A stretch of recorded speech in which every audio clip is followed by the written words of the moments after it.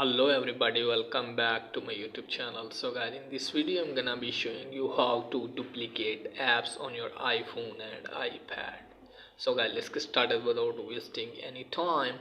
So guys, if you want to duplicate apps on your device, then you have to download or install iOS 16 because it's working on iOS 16. So you have to duplicate apps on on iOS 16 supported device. Okay guys, so let me show you here my iPhone. As you can see guys, it's running on iOS 16.3.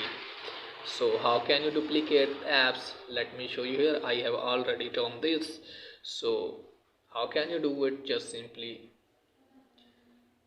hold this one and then you have to go to library, and then just simply you have to go to your, as you can see guys, let me show you here.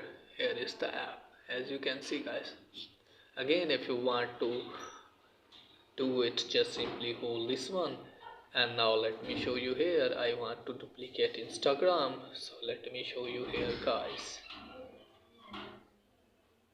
Here is Instagram. Now let me show you here, it's opening. Now let me show you again. As you can see guys, it's opening the same page. So that's it guys for today's video. If the video is helpful, please like the video and subscribe my channel. Thanks for watching.